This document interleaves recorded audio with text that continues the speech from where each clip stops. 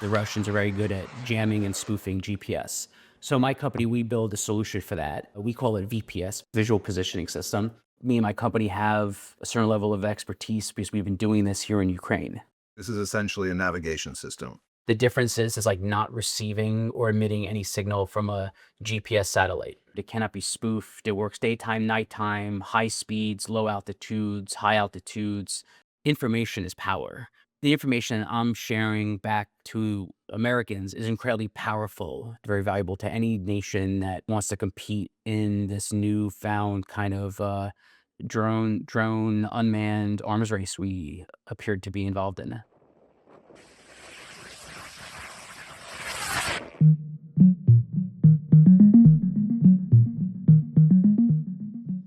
That's not very heavy. No. And I guess that's It weighs about part of the 600 point. It weighs about 600 grams. The less payload you have of this, the more explosive you can put on. That's right.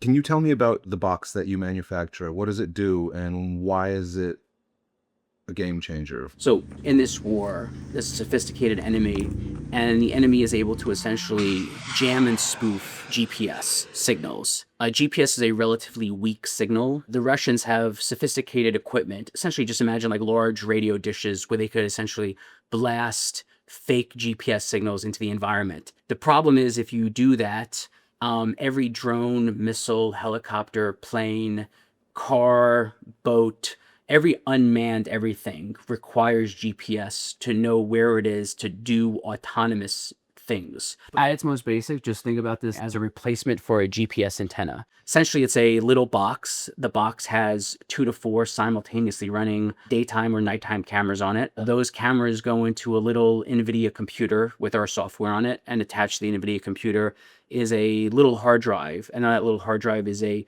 locally stored 3D terrain map. So in real time, the cameras look at the ground, and in real time, the footage is matched to the locally stored map database. It essentially replaces the need for GPS. So people like it because it cannot be jammed. Is it fair to say that the computer that you're sending up with these drones is some form of artificial intelligence? Yeah, we've essentially trained a deep neural network to look at video feed from the drone as it's flying and comparing it, map matching it to this pre-existing satellite imagery database. The way to think about it, it's like facial recognition with your smartphone. So when you buy your iPhone, you take a couple of photos of your face, and then 5 years later, you still have the same iPhone, you're older, you have a different haircut, but the deep neural network still knows that it's you because it's very good at throwing away differences and kind of holding on to the similarities of your ears and your nose and the width of your mouth. Simplistically, that's what we're doing. So by essentially using this deep neural network,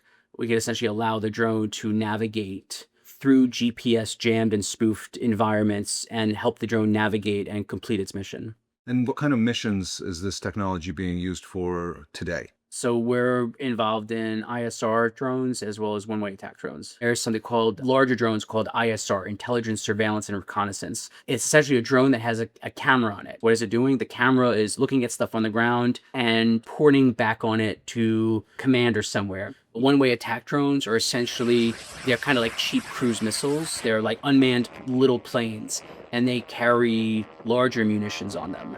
And essentially, that plane, that one-way attack drone, flies in that direction and just crashes into whatever you're trying to hit, essentially blowing up the thing you're trying to hit. Some of these platforms could carry, 50, 60, 100 kilo payloads. Could cause a decent size amount of destruction as long as you hit the thing. Bigger the boom, less accurate you need to be. What kind of objectives are you helping the Ukrainians achieve with your technology? The forward line of troops, thousands of kilometers.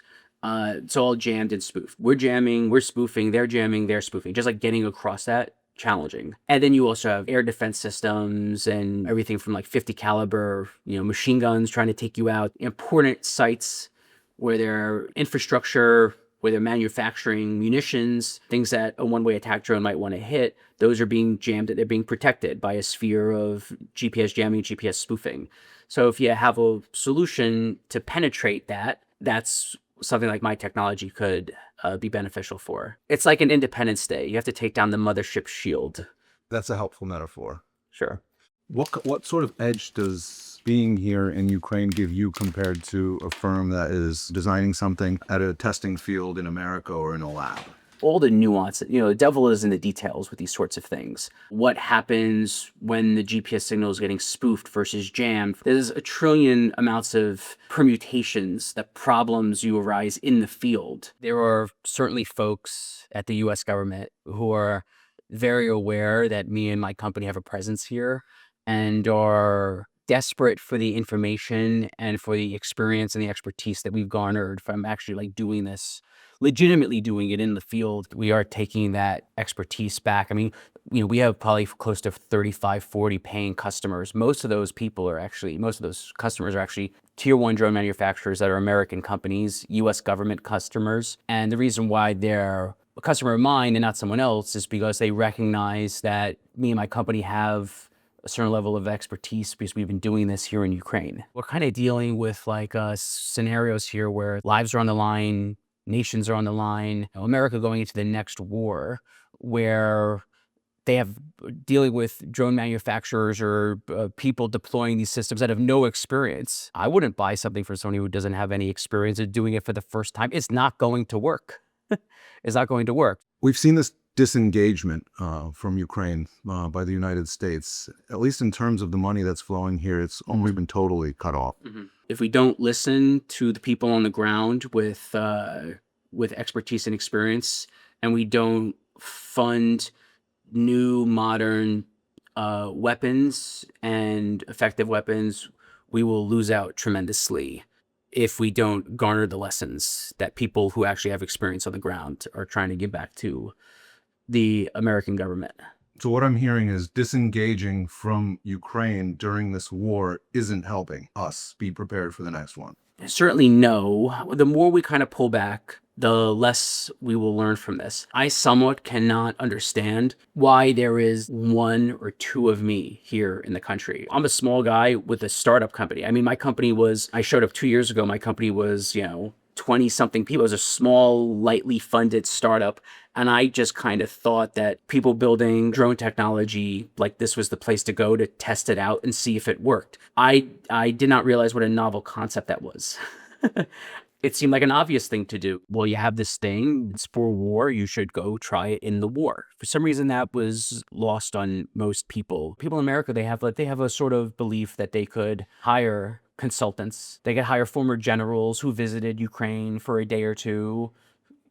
Those generals sat in the Intercontinental, had tea with someone else, and now they think they could tell it to a defense contractor in America about like what's going on. They're wrong. It doesn't work. It doesn't work like that. I hear your bitterness towards tea in that answer. No, I like tea. I like tea quite a bit.